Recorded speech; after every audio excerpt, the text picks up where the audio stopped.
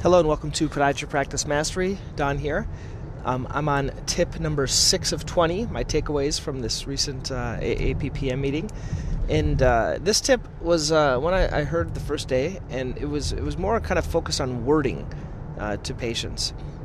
I think many times we are very you could, like, kind of saying you could do this, or this might be a good idea, or you might want to try this, versus being more decisive on what will help them. And the word that I had written down here is there is nothing better for your foot than this. There is nothing better for your foot than this. And this can be anything that you're talking about, but it's being decisive and knowing what patients need. Now, one of the struggles, and I want to be clear, I think this is what many people think. You're like, well, but there are so many treatment options. There are, for plantar fasciitis, there's tons of treatment options, and how do you know which one is necessary? This is something that I struggle with a little bit, specifically in terms of, well, are they going to get better without the treatment, or are they going to need the treatment? Because some people might get better just with a cortisone injection. Others might get better with shockwave. Others might get better with an over-the-counter insert. Others might get better with a custom orthotic. So what I find, and this is where I've used this treatment evaluator. If you haven't seen that, you can go to patientpresentations.com, look at the tool, open up the one on plantar fasciitis, and there's this patient plantar fasciitis treatment evaluator. And I've labeled things like what's the most effective and least effective. And we all know this. There are certain things that are more effective and less effective. And so I can say with confidence, in my experience, this is most effective. What's most effective for patients is shockwave, in my opinion, to actually make the pain go away. Cortisone is okay. I used to use cortisone, but many times when I do cortisone, the pain will come back in a couple weeks or a couple of months, and it's not really healing the problem. Same thing with orthotics versus over-the-counter ones. Over-the-counter ones, they usually try before they see me, but they're usually the custom ones are better, right? So they're more effective. And so the wording that this person mentioned is like, there's not, so when you say, and there's certain things you have to, like, kind of memorize, there's nothing better for you than this.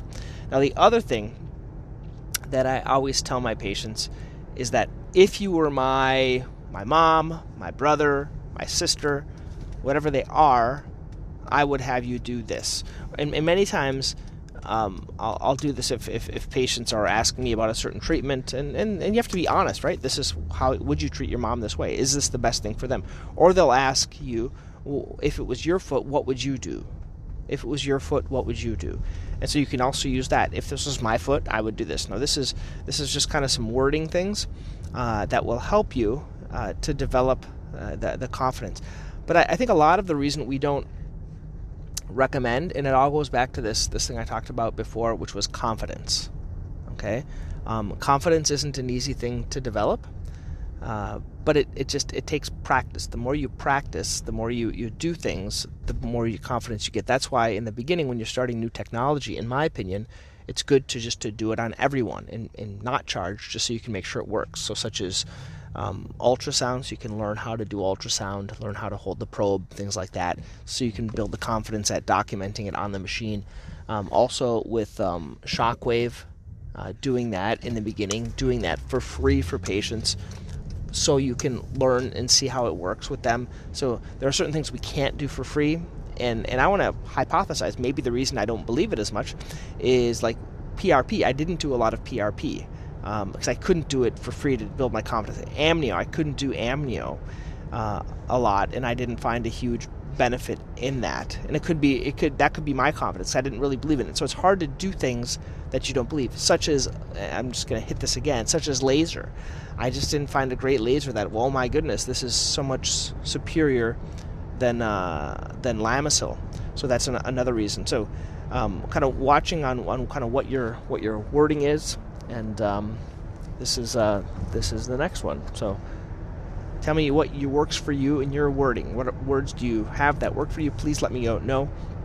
You can email me at don@Podiatry Practice Mastery. Once again, if you haven't gotten the patient presentations tool, that's what I use every single day in practice. You can go to patientpresentations.com to get that. If you want to join the Practice Mastery Academy, that's where I put everything together, like all of kind of this type of stuff, it's all in one location. So there's a 30-day practice blueprint, all my patient presentations, and all my webinars are all right in that course. Okay. Right now it's at a discounted price.